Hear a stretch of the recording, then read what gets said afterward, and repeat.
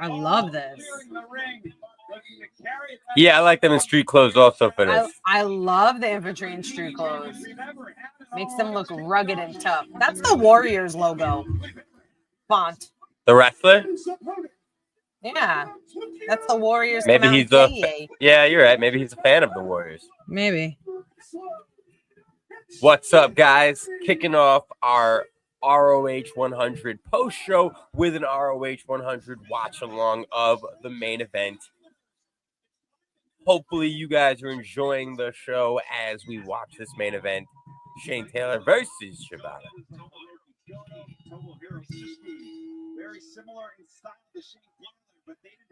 This man can't have any design on his trunks. Shit. What are you talking about? He's got a nice design on the side. It's on the front? Not Shane Taylor. On the side. He's got something on the front. He's got something on the sides. Where? What are you talking about? All I see is blank butt. That's because you're looking at his butt. Look at the sides. He's got a nice little I don't see design. anything. What are you talking about? It's not. This is not a plain singlet. Who are we talking about? Are you not talking about Shane Taylor? No. I said not Shane Taylor. Okay, so it's my fault because you chose to refer to Katsuyori Shibata as not Shane Taylor. I heard because you said Shane he has Taylor. stuff on the side, and I said I'm not talking about Shane Taylor. I didn't hear you.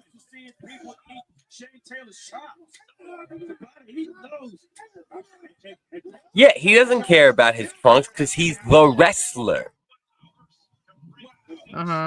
Just give him some black trunks and a set of boots to match, and he's straight. Doesn't even need elbow pads. Ooh, that was a nice shot from Taylor.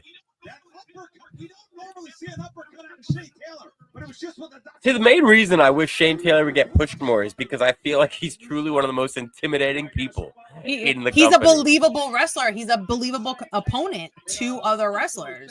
Like, when he wins, it's believable. Like, I truly believe that he hurts people. Yeah. Like it's his business. See? And as he gets in people's faces, like, everyone other than that girl who gave him thumbs up, everyone else is very scared in that moment. Maybe she was scared and she was just like, hey, it's okay, but don't hurt me. Nah, she was so smiley. She's like, yay, good job.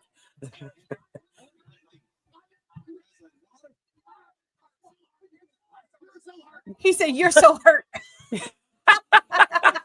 That was funny. Hey, hurt people hurt people. Hey, that's true. You're so hurt. You're so hurt. That was a great status update.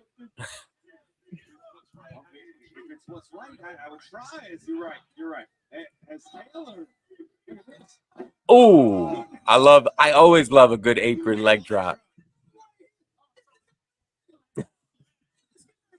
It hurts so bad. It hurts so bad. Yo, you know who Lee is reminding me of right now, and it's mainly because of the face mask mixed with the comedy stylings that we're getting from him. He reminds me of the Santa Claus thief from Friday After Next. Yes.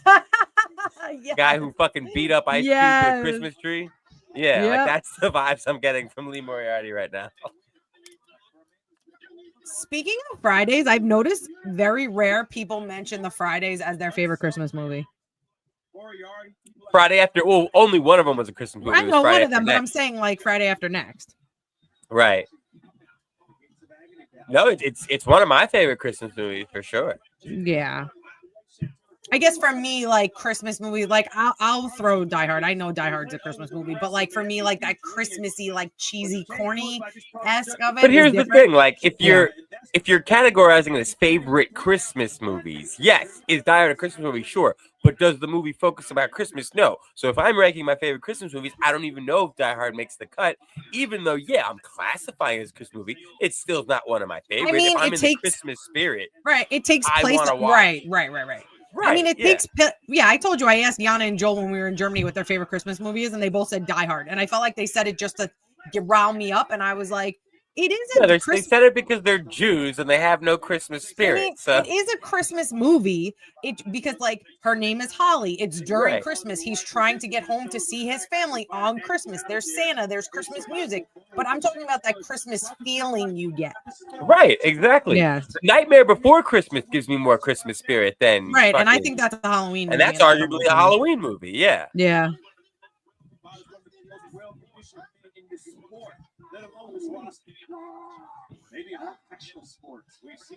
Like, if anything, the fact that Die Hard took place during Christmas, but not a single character had the Christmas spirit, really should be just a notch against it in terms of.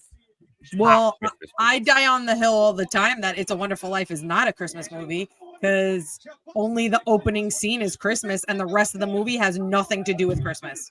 Like the flashbacks. But technically, right? But technically, the flashbacks are all happening during the same time frame, right? Like Like, no, the times don't change. He's getting transported. It's not flashbacks. It's the setting. It's to show if he was never born or something. Right. But none of that's Christmas. There's no Christmas music. There's no but it starts at Christmas and it ends at Christmas. No Christmas. It's Christmas Eve. It's Christmas Eve. Yep. I mean, I'd also argue that even if that was a Christmas movie, it wouldn't be one of my favorites. Clearly, based on my lack of knowledge. I remember I watched it and I was like,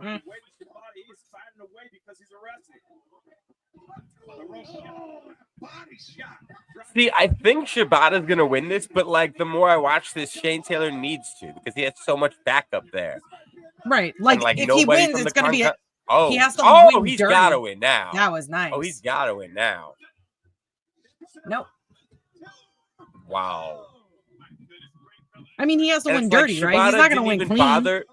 Shibata didn't even bother bringing his stable to the show. Shane Taylor has his entire clique here. Except for maybe they'll show up to save him. Maybe they were finding parking. We never see the conglomeration here. I mean, Mark Briscoe he sent in his video package, so he's not here. And Kyle O'Reilly's pretty much undisputed again, so.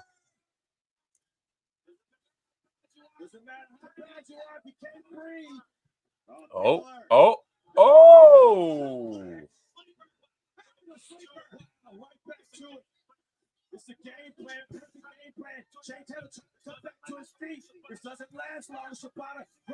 I like Shibata. Come on, Shane. Oh, no. Oh, we were at Hammerstein Ballroom for GCW 3 years ago today. Ooh. Oh, why? See, it's like I said, I knew that was going to happen. I called that. Like, I predicted Infantry come in and huff and puff. But Shane Taylor shouldn't be losing with his entire stable in tow. Like, if he's going to lose, then let them come out with him on the ramp, and then he can dack them up and have them go in the backstage. Granted, that's not very heel, but with Shane Taylor, it works. It fits him. Like, he's one to just kind of say, you know what, fuck it. Let's go ahead and go one-on-one. Let's duke this shit out. Right.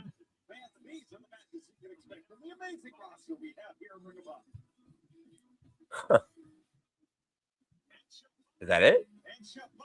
I think so. They're gonna try and do a code of honor here. I hate the code of honor. I hate it. Shane doesn't need to do code of honor. Get out of here.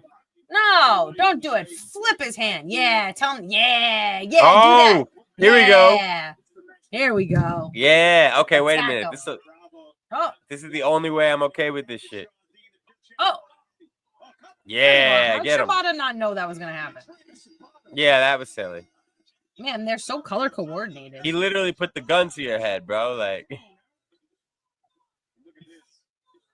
I love heel infantry. I love heel tactics like this. I love this is correct. Post-match consequences. You know, like, yeah, you got the win. Cool. Do you feel like a winner now? I'm okay with it now. I'm okay with it.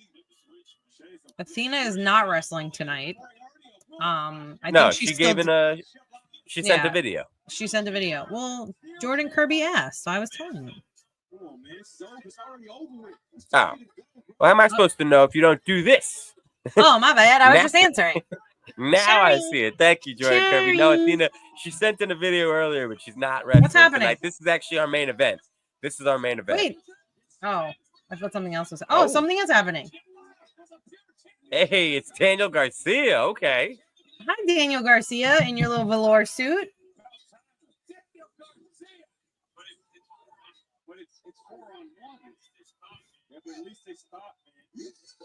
Whoa! Oh shit! Oh shit! Oh shit! Okay. Wait a minute. Okay. Dude, Adam Cole is not 6 foot. Kyle O'Reilly came with his boys. Best friends. Okay, this is fun. All right. Don't good run. Ending. Good don't ending. Get scared now. You're taller than him. Get him. All right. Now, what are the odds that the follow-up to this happens on Ring of Honor television? For the record, I'm actually okay with it either way because of the fact that STP is mainly Ring of Honor. If this angle got them over on Dynamite or Collision, I'd actually be okay with it. And if Adam Cole and Undisputed and if they actually come back another week to continue this, this excites me. This is very good. This excites me. They gotta start doing some stuff. Look at little Daniel Garcia. He looks like a baby. My only thing is Daniel Garcia is actually the least necessary here. Yeah, because I was thinking the same thing. Oh wait, what is this? Why does Don Callis look like a toe? Fuck you. No, he does. You don't. Greater than Shibata? The Alpha. Because the Alpha is the greatest product to ever come out of Japan. Bigger than Ricky Dozon. Bigger than Antonio Inoki. Bigger than Baba. Bigger than Kobashi. And yeah, bigger than you. So if you got the guts, Shibata, and you want to test yourself against the international champion of All Elite Wrestling, then show up at the home of All Elite Wrestling, Daly's Place in Jacksonville this Saturday. And I'm going to send you back to Japan in a body bag. Tell him, Take. Oi, Shibata! This Saturday, I show you who is she. I love Takeshita so much. Me too. Yeah. That was fun. Oh. That was fun. That was fun. That was a fun ending. Mark Briscoe's talking, or is this the beginning? This is the beginning of the show. You can watch it if you missed it. I did miss it. This is the beginning of the show, yeah. You got so mad. It's like Brady, you're turning off Mark Briscoe. That was good. I like this. Yeah, that was his nice little intro that he gave. That was how the show started. Oh, my bad. My bad. We are pro wrestling fans. Granted, Jordan Kirby, perhaps that comment was intended to other people in the chat room. Maybe you're just trying to see where everyone's doing, kind of like an ASL thing. But if you are talking to Brady and Danielle, the heel marks, we watch everything. We actually went to GCW this past was Sunday. We went to GCW on Sunday, so we love indie wrestling. We watch all WWE, NXT, ROH, AEW, TNA. Big Battle. Watch it all. Right? Huh? I said Kaiju Big Battle. We watch it all. That's right. We watch it all. So we watch it all. Hopefully, you guys do too. The truth is, the best pro wrestling fans are the fans that like pro wrestling, no matter where they get it. Let's get into our show, people. It's about that time. That was the watch along. Now let's get into the show.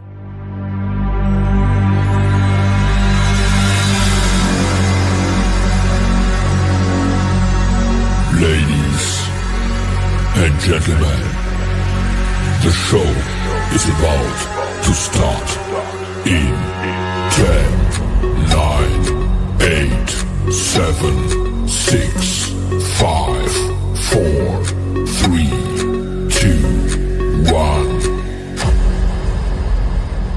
Not just smart, they heal Mars. They're not just smart, they heal Mars. They're not just smart, they heal Mars. They're not just smart, they heal Mars. That is right, ladies and gentlemen, fans and friends. We are back Once again, I am the custodian of charisma. I am the ophthalmologist of optimism. She is the sultan of sarcasm and the sorceress of sass. I am the ghost. She is the coat. I am Brady. She is Danielle. Together, we are the best friends in all the land. Together, we are the heel marks. And this is everybody's favorite Ring of Honor post show. This is Mark of Honor. And tonight, we just got finished. In fact, most of you finished with us. Just got finished watching Ring of Honor 100, celebrating 100 episodes of Ring of Honor on Honor Club. Yeah. I did think most of the episode did not live up to what a Ring of Honor 100 should have been. It felt fairly regular. Didn't necessarily feel like they went out of their way for a special episode. However, the ending really has a different taste in my mouth. Like, that was a fun way to end the show. It was a great way to end the show. I mean, that's how you end 100th episode. That's how you do it. That was that got me intrigued. That got me looking forward to next week. That got me looking forward to a lot of stuff. Yeah, and as I said, as me and you were watching it and openly contemplating what happens next, as long as there is an actual follow-up to this. And for the record, we've been burned in the past before. Oh, man, let us not remember when the premier athletes were chased off by every babyface. Like, these were the big bad heels terrorizing Ring of Honor. Only for that to be like the last time we saw Mark Briscoe for a while, the last time that stable was treated with any sort of legitimacy. So once again, we've been burned before, but because this happened with Ring of Honor 100, because it's happening so far gone from that, and because of the names chosen, I'm feeling very hopeful that either we get Adam Cole, Undisputed Kingdom, and Daniel Garcia back to continue this feud, to see where this rivalry with Shane Taylor Promotions goes, or because of the fact that these guys are all AEW staples, STP make a well-deserved move over to AEW television, become staples there, and continue it there. Either way, like, I'm okay. No, every time we like someone, they go away from our show, and then we can't talk about them. I get it. It's just, let's be real. Shane Taylor is he's awful. He's terrible. I never want to see him on my screen ever again. Literally every time we like someone, they disappear. Every time. It's like, bye. See you later, alligator. You're just sad because Kyle Fletcher took himself to AEW. He's been killing it, sometimes too. He's been killing it. I know. I'm so happy for him, but he was someone I looked forward to talking about all the time. Yeah, I mean, listen. This is why we have our Heel Mark show. We can always talk about him on Heel Mark because it's on AEW. But here at Mark of Honor, we'll talk about what we see. And as you saw it after the show, most of us saw it to start the show. Mark Briscoe did open it with a little ROH 100 shout out. We saw videos from Mark Briscoe. We saw videos from Athena. We saw videos from Chris Jericho. I think they could have they have more ROH originals in the AEW and ROH locker room, so they definitely could have given us more. For the record, I haven't checked their social medias. If they were smart, they'd probably upload others to the socials. But I don't know. But that's what we got. We got our forever women's champion, Athena. And I think it was good to see her because she was not booked for the show. In my mind, I was thinking that Athena and Chris Jericho in particular should actually make videos because they are the champions. So I was actually happy that we got those. And Mark Briscoe being the ROH OG, him opening the show seemed appropriate as well. So that was fun. Right. I was hoping instead of having the old school match of Christopher Daniels and Matt Sydal, maybe have Christopher Daniels say something. I would have appreciated more videos from OGs than actually watching that match, to be honest. Yeah, exactly.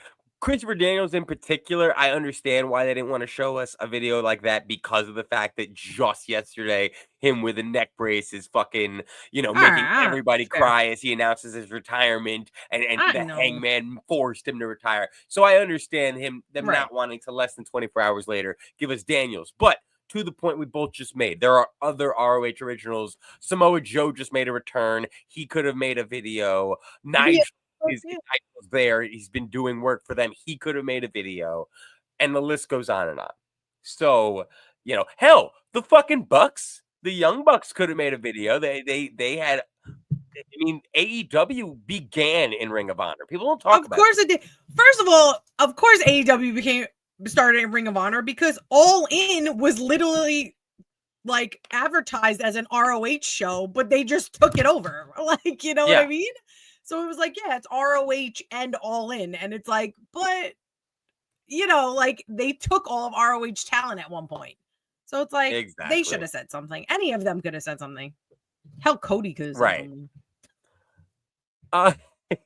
Right, exactly. So I kind of thought we would have gotten more when it comes to that stuff, but it is what it is. It's not, and like I said, it's not like the rest of the show. We really got an attempt to make this feel like a special, like when they were writing it, they were aware that it was ROH 100. You know what I mean? Like it felt like a regular ROH show. And what I mean is that majority of the matches did not get entrances for both competitors. They were enhancement matches. You know what I mean? So for the most part, with almost every match, you knew who was winning going in solely because only one person was getting announced on their way to the ring. Right. And you couldn't have, I don't know. I felt like they could have made it a little bit more special. Like we talked about it at the main event. I feel like they just, like they didn't even, they chose, it felt like a decision to me. Like they chose not to. Right. Like, don't get me wrong. Like, I love the way it ended, but I would have thought Komander and QT Marshall would have been the main event because it's a title match. You would have thought. It's funny. Again, so it's funny. That's 100%. I thought that was main eventing, and then when it opened, and then as I'm looking at the matches and as the cards continue, I'm like, okay, so Shibata and Taylor is our main event. Cool, good for them, but logistically, how does that make sense? Logistically, how are you going to tell me that this singles match between these two superstars is supposed to mean more to us than the only championship match on the show, a championship match that we got because we saw QT Marshall win his Proving Ground match. He earned this spot. This 100%. Match has had build to it. So yeah, I was surprised. However, given the fact that, as we've already discussed, their fucking closer, that finisher was an excellent way to close the show. The fact that they did give us this as a fire opening to the show, like they really bookended the show properly. That was a great match. There was moments where I thought QT was taking it. I was like, oh man. And that's why QT is one of the perfect opponents for almost anyone, because the truth is, put him against anyone and he can convince you that they may actually go with him. Yeah. Even though for like the entire week that the match is happening, you're going to write him off. You're going to say, oh, QT's putting someone over again. That's what he does. And then he'll get in the ring and he'll do his thing. And you'll be like, yo, QT's very good and very underrated. Oh, 100%. And Komander's just on another level. Like, Komander's so talented. No, Komander's crazy good. He's crazy talented. Like, it's insane to watch him wrestle. Like, so good. But I'm convinced QT can work with everyone, and anyone. Definitely.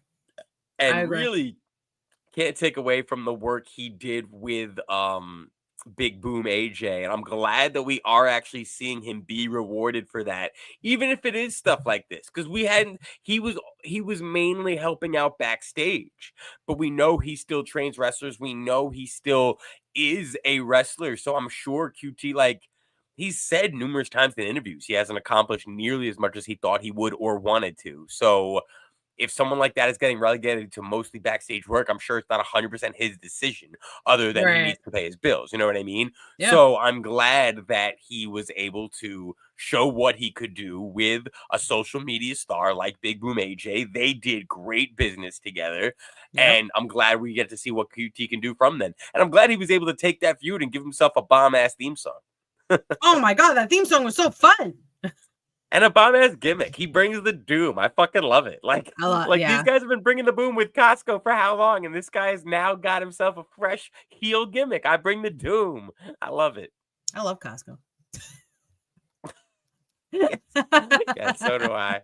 I also love Layla Gray getting a much needed win because Layla Gray, I've been curious about her because Top Flight, that whole Top Flight stable has combusted, and now we've got Top Flight battling Action Andretti and Leo Rush. They're feuding with each other. They hate each other now. No, they're feuding the Boeing fucking airplane. Layla Gray is with Top Flight still, but it just feels like she's still kind of hands up from the feud. So now it's almost like, well, now you just put her with this stable like months ago, and now she's kind of got to fly solo. So I'm glad we get to see her flying solo, rebranding herself. It's no more of the, flight attendant. She's back to being the baddie, Layla Gray. I mean, I love Layla Gray, but I'm not going to lie. Marty Bell, I popped hard when I saw Marty Bell come up because I love fucking Marty Bell. I absolutely love her. I was really excited about it. Yeah, I was all for this match. I was really looking forward to it. I saw her and I popped really hard and I was like, oh, Layla Gray's going to win. But it's okay because it's Marty Bell and I love Marty Bell. I wish ROH would use Marty more. And I'm not even going to say better yet. I'd love to see Marty get some wins. But at this point, I'll take seeing Marty on a regular basis, like in the past, and I wonder where she went now that I'm thinking about it. But like Allie Rex, we used to see like all the time. Like she was when they needed, like she would always be putting someone over, and like it was just kind of like. And I hear myself talking. It's like I always thought that meant that Allie Rex would be a staple. We haven't seen her in forever. I don't know where she went. About it. Yeah. Wow. I actually maybe being a usual suspect in the enhanced department isn't the best thing for Marty Bell. But I mean, we see John Cruz all the time. John Cruz has made a career out of being enhancement talent. You love John Cruz.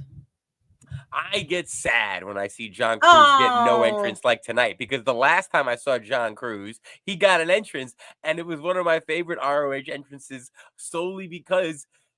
Honestly, more wrestlers should do this, and I understand why they don't. You got to portray like a superstar, but John Cruz doesn't, right? So John Cruz literally looks back, sees his name, and then, that's me! That's my name!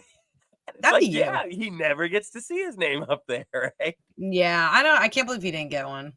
I was like, oh no. I can. It's Rosario Grillo just holding the whole team down. Oh, but was he holding the whole team down? It's bullshit. I don't like it. I was happy to see the Outrunners. Real quick, back to the TV championship just before. Because we forgot how this ended. By the way, Komander, his finishers are just so good. He's got like a bag he could always pull in. But we forgot we might have met Komander's newest challenger, because Shotty Lee came out. His tag team partner, Big EJ. But Lee came out unmistakably. This is heel EJ. Heel Shotty Lee. So much Lees and Lee. So many. But yeah, Shotty Lee may have called his shot. Shotty Lee versus Komander. I'm always not a fan of people just randomly being able to just come out and, I guess we've got our number one contender. And then other people have to like win matches and proving ground. Normally not a fan, but let's just take what we're getting, because Shotty Lee versus Komander, that match is going to be fire. Oh, that match is definitely going to be fire. Give me more tournaments again for number one contenders, please. I would like that. I think ROH would benefit from that. I love a good tourney. They could even make ROH a tournament show where like they're constantly having tournaments for two challenges. That way every week they could pick a championship, and that night could be matches dedicated to finding the number one contender for that championship. That, or since Jericho isn't on the show, normally the ROH champion is not, have it build up for a certain amount, like have brackets and lead it up to it where they have a match against him. To do that way at least they're fighting for something and leading up to something. Yeah, no, that would be good. And I love tournaments. People like tournaments. It gives every match just a little extra oomph. The women's TV championship was so fun. Yeah. I mean, granted, I don't think they booked it properly. And the entire first round was enhancement matches that we had been seeing on TV already. But it meant something because you knew. Of course. And you can draw it out as long. Like you have a big pay-per-view coming up. Be like, at this pay-per-view, you guys are having matches to lead up to if you're going to have a match with Chris Jericho for the ROH championship. Yeah. But once again, Komander versus Shotty Lee, that's going to be fun. Especially since we've seen Shotty Lee work as the challenger for many a title match, but always as a babyface. We've never seen him work challenger as a heel. Really? I mean, he just turned heel with Big AJ. I'm sorry, Big EJ, not too long ago, and they haven't gotten a title match yet. Right. There's so many names that sound alike. There's so many names like Braun. Side note: I was looking at the main event for WWE, and it's Braun versus Jacob Fatu, and then Braun versus Sheamus, and I was like, "Oh man, Bronson Reed's hurt. He should be in this pay-per-view." Too many names. Exactly. Jesus, everyone has to have a unique name. It is always good to see the Outrunners, but I'm very shocked that they haven't pulled the plug. Like, once again, we're in a situation. Sammy Guevara and Dustin Rhodes tag team championships, and they're gone. They passed up their opportunity to put the titles on the Righteous, which would have been like the best case. But it's like, if you're looking away from the Righteous, okay, the Outrunners, and we'll get to them in a little bit, but the Gates of Agony are like the two teams and fresh in my mind were like, these should be. But like, both of them, both the Outrunners and Gates of Agony, got enhancement matches. And at least on the Outrunners side, this made me not this didn't make me think that this match got them any closer to the tag team titles, and it didn't let me know that they're coming for the tag team titles, and like that this match is a message to the champs. Now, Gates of Agony, on the other hand, and solely the Gates of Agony, they made me think that this dominance in this match was actually a shout out to the tag team champions a little bit, solely because afterwards they're like, we run this. This is what we do. Nobody can stop us. Who's next? The problem is, like, I heard them saying, like, we want competition. And no non-champion should ever be saying that. You are the competition. You want the titles. You want the chance. Yeah, you just want the title. Just go after the tag team. Yeah, it doesn't. Yeah, their tag teams are weird to me. I feel like they have no direction with them. They don't have direction. I feel like it's tough. I think it's tough for divisions like that to have direction when the champions are not there and when there's not feuds to determine who's facing the champion. You know, when you have to pretend like a title is not there and doesn't exist, it makes it difficult, because why are we doing this? What, do you remember when there was a women's division but no women's championship? Like, for what? What do we do? Yeah. What would you say that you do here? You know, so funny. Yeah, it's really ridiculous. Hence why, if you're gonna make ROH like this, just make it a tournament show. Lead up to stuff. Just do it. That way you have. Danielle's gonna pitch. Danielle's gonna pitch that at least one more time before this episode is finished, because it's a great idea. She just came up with it and she's in love with it. Yeah, hyperfixation. Come on, welcome to my ADHD. I love me some Beast Muertos, and I love watching. Like, he's, if I had to only keep one enhancement match as an enhancement match, and every other match I could change it to an actually competitive match for people to get entrances, this would be the one enhancement match, because Beast Muertos should pretty much always be having enhancement matches. Just have him steamroll through people until you're ready to, like, really boom. But he wasn't really steamrolling through Lord Crew, I don't think. He was getting a lot Lord of Crew offense. Is awesome. Yeah. Lord Crew is zaddy. I was like, this handsome man is just getting a lot of offense on Beast Muertos right now. He was getting a lot of This guy who looks like he just brewed his own beer. Definitely brewed his own beer. And he, like, pressed his own espresso and made his coffee in the morning. He was getting, the crowd was cheering for him too. Yeah.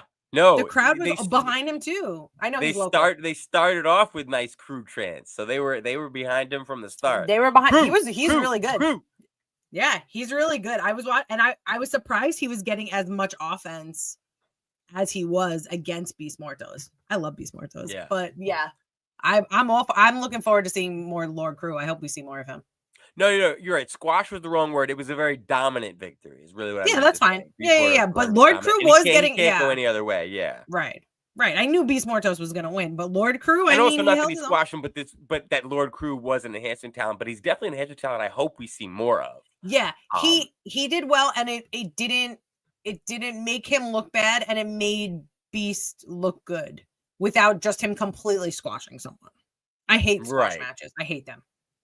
I think they're unnecessary. I think they can be necessary depending on like who it is The and like story what you're it is. telling. And right, exactly. As long as you want to create, here is an absolute monster who can possibly take him down. And so obviously he needs to win matches without even touching the floor, right? So it's like Right. Like when, Lance when you're Archer. creating when you want to create Yeah. a beast and a monster like the Murder Hawk monster Lance Archer, Mhm. that's somebody who gets squash matches. Right. Or honestly, a tag team like Gates of Agony, and not that this was a squash, but I love the fact that Teriyaki finally makes the hot tag. That Jay Lucas, this poor bastard, hops over the top rope right into their finisher. Right into the finisher. I like Teriyaki a lot. Teriyaki and Jay Lucas. I like the two of them. No, they're great. Teriyaki's a great wrestling name. Fantastic. It's a great name for anything. For anything. Like, yeah. Whatever. If you are in entertainment, you should be named Teriyaki. If you are selling produce on Union Square on the corner on Mondays, Wednesdays, and Fridays, you should be Teriyaki. I had teriyaki salmon for dinner today. Of course you did. I did.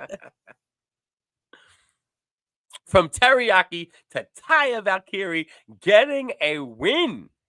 A rare win. I feel like this is not usually Ty is looking at the ceiling for Ring of Honor television, but we got to see a win for her over Lady Frost tonight.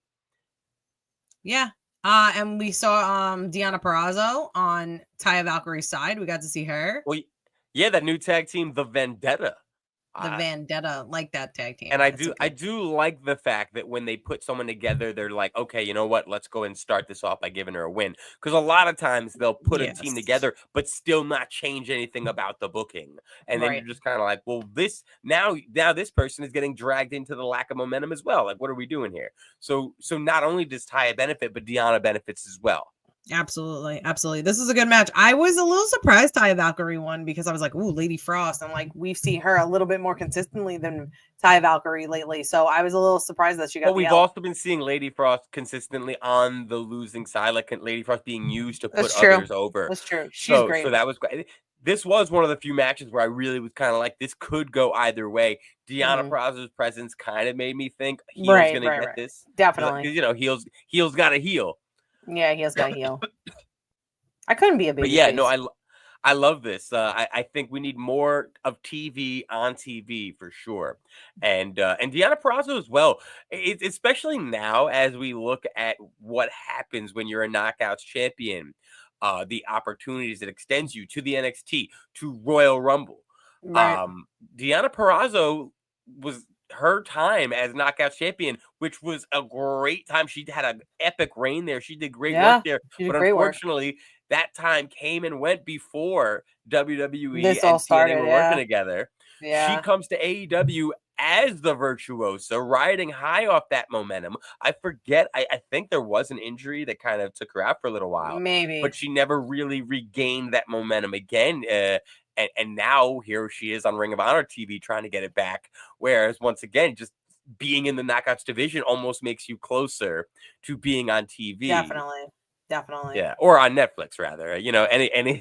So somewhere. It's interesting to see how times change and the business changes. But I'm a fan of both of them, Taya and Deonna. So and listen, I love pairings like this, but let's not trick ourselves. There are no female tag team titles in Ring of Honor or in AEW. So this type of action, Taya in singles action with Deonna supporting her, Deonna in singles action with Taya supporting her, that really is the best usage of these women. And of any really, aligned women tag team. Agree. Yeah, definitely. So 2 weeks ago, we saw Beefcake Boulder have a singles match, and we were questioning it, but we were also happy to see it. But we were more questioning why he was by himself. But once again, like, he is a great worker. He got the win. It was kind of a showcase for him, so we're all cool with it. After doing research, we realized that his partner, Bronson, did hurt his back. a few months ago. And so as a result, it looks like he'll be on his own. And Jack Jameson is not trying to be on his own for very long. Jack Jameson is looking to create a new group with Cole Carter, Griff Garrison, and Preston Vance. It's so funny. This was very funny. It was very funny. It was very funny because it was so subtle funny. It wasn't like it was like bros saying silly shit. You know what I mean? It gave me like Pandemic being the Elite vibes, like the Dark Order segments yes, stuff they used to do. Yes, like where you can tell they're just like fucking around, like but it was funny. I thought it was very funny. I thought it was really it was good. very funny. I was like engaged. I was engaged. Like I was engaged the entire time while they were talking because I thought it was so funny. And because of the mini roller coaster ride they took me on, where it didn't actually look at first like these guys were paying him any mind. Right. They're not taking him seriously. They tell him to go away. First thing we hear Griff Garrison say, "I say we kick his ass." That was, and the delivery on that was so funny. Like comedic timing was perfect. And the responses to it, the delivery from all four in this segment was just, and that's what makes it comedy and wrestling. Like the delivery is key when it comes to this, and they all nailed it. Preston Vance kind of as the straight man / brains of the operation. Griff Garrison being the guy who just has no filter. He's gonna say the thoughts that come to his mind. Funny. He's kind of gonna be the dumb blonde of the group. I'm guessing. I'm getting that from him. Right. Yeah. So funny. And Jack Jameson just wants a friend. Jack Jameson just wants guys to get girls with me. Let's work out. We're gonna have fun. I do love girls.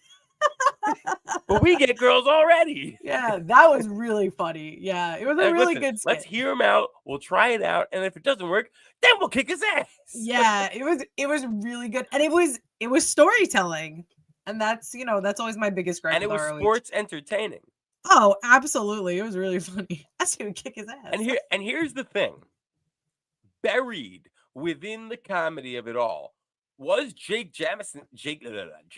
What is up with me today? Jack Jameson. Who are you, me? You don't know how to pronounce anybody's name? So. I think we have a Freaky Friday situation going on. My nipples are starting to hurt. Yeah, you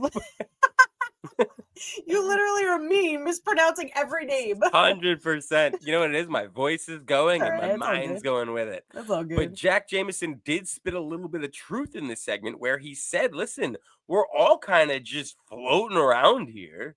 Like, if together we've got more strength in numbers. And the truth is, like Griff Garrison and Cole Carter had a glimmer of hope with Maria, but that's so long ago. Preston Vance, his glimmer lasted about a week, and where like they showed us a nice hype video of him. We haven't seen one like that ever since. And once again, it took them about 3 months for us to be even aware that Jack Jameson is no longer with the Iron Savages. We're so conditioned to them hitting start and stop with groups like the Iron Savages that we didn't necessarily realize, oh wait, that group is no more, at least for now. So here it is. Jack Jameson's very funny, and he's very he has I don't even want to say good on the mic. He is good on the mic, but in referring to what we saw today, just the way he's able to talk and just in a skit form, like just good improv skills, good delivery. So I like these four characters together. And I hope it doesn't turn into another Premier Athletes, though, where we're supposed to laugh at them as they lose all the time. Like, I'm okay with them being funny, but let's watch this actually work. Let's see it actually benefit these heels to gang together and partner up and see what happens and drive why not bases and the fan base crazy. Let's do that. Because then you could put them up against STP. You could put them up against any of these guys like feuding with each other. Well, if you put them up against STP, that's after the fans turn them babyface because of how funny they all are. That's down the line. Oh yeah, that's true.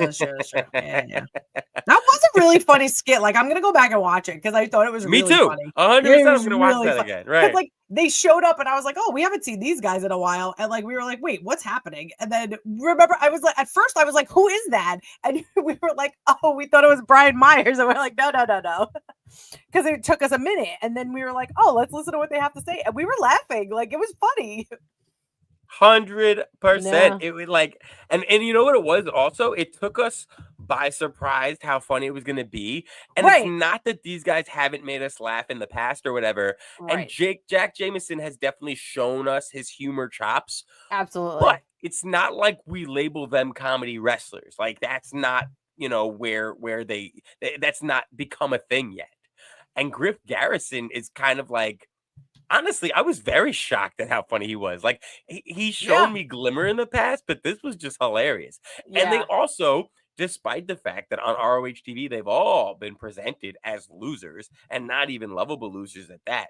But they did kind of come across they had a little aura to them backstage. Maybe it was because we watched them have the ability to potentially dismiss somebody who wants to be their friend.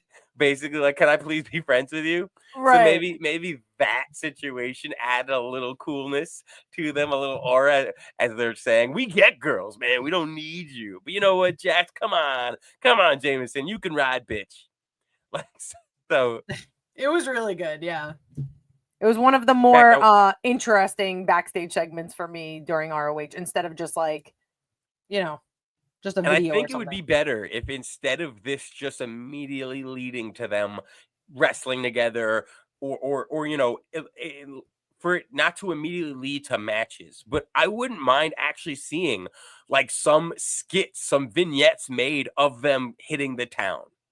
Yes. Like you know, them having a night out on the shore or wherever it is. They you know, it'd be fun. Like, show me stuff like that. Show me them trying to pick up girls. Show me them working out. Show me that stuff. That's what I like. Let's actually take this to the next level, because I think this unit is a unit that the fan base can actually grow to love and grow to get to know. And even if they're still supposed to be healing, and even if they're going to get booed, the fans can enjoy booing you. And I think this entertainment can add to that. Like 100%. So, yeah, I want to see more production stuff from them before we just get them in the ring.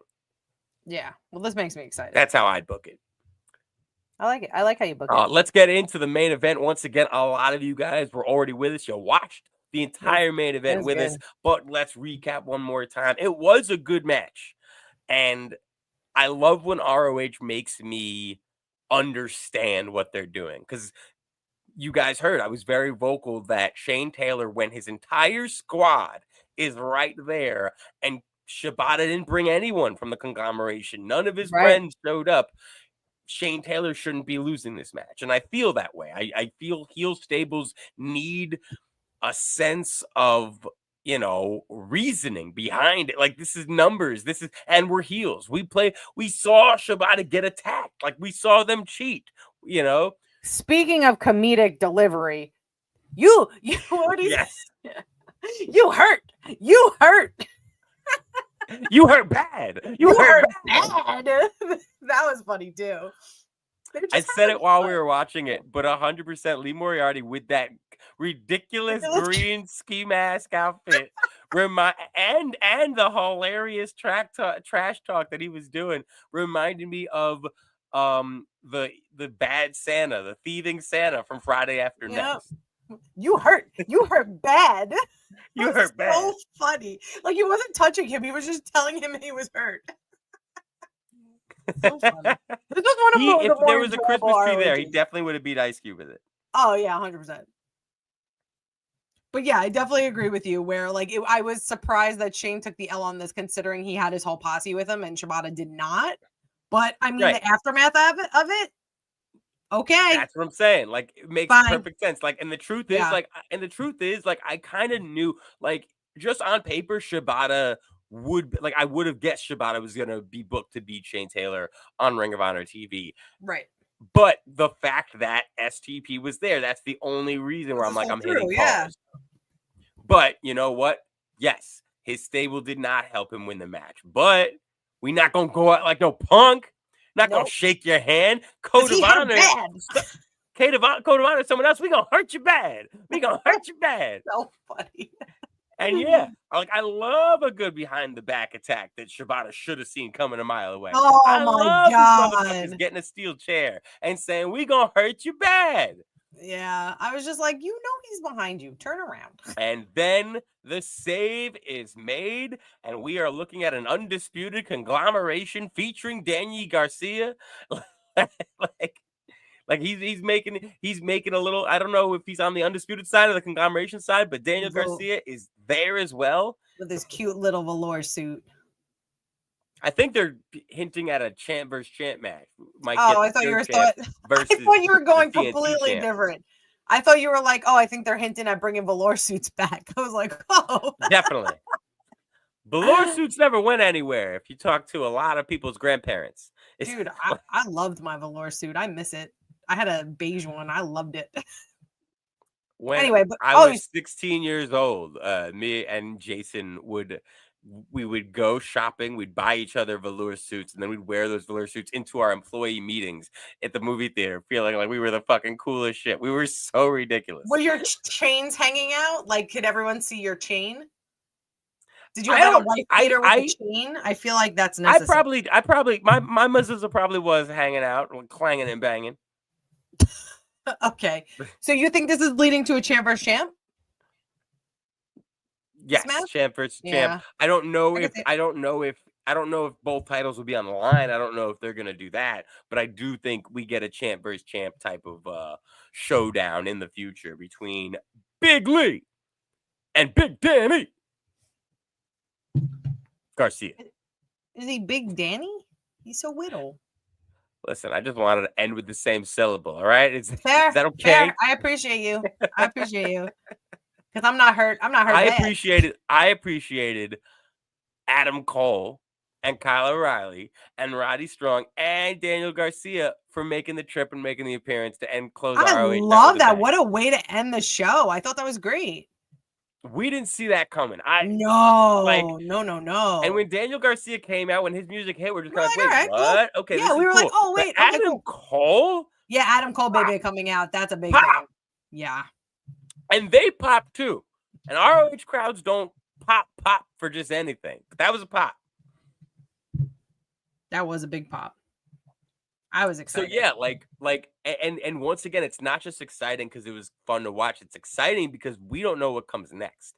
And it was we didn't even get them. Like, I thought we might have actually gotten them a little hockey fight action in the middle of the ring. Yeah. Before it clears out. But no, STP did something we rarely see them do, and that is talk tail and say another day. So when that other day will come, I mean, we're kind of coming into next week hoping for an immediate, reaction. ROH doesn't always do that, but this is a show closing angle. I'm hoping we get something like that. There's also 2 AEW shows from now until then. Maybe we get an acknowledgement, something, maybe even just a Shane Taylor promo saying, Adam Cole, you think it's funny to come into my house? Something like that. So it makes us very excited about what ROH could have in store for us next. And I'm not going to lie, that's a rare feeling. Oh yeah, absolutely. It makes me look forward to next week. Yeah. And it makes me look forward to the next 100 Ring of Honor episodes on 100%. 100%. Guys, thanks so much for tuning in to join us as we recap Ring of Honor 100. It started with a bang. It ended with a boom. Guys, you guys are the realest in the room. Shout out to Enzo Amore. You guys are the best. Right? We are just trying to be like you. Never forget, we're not just smart marks. We're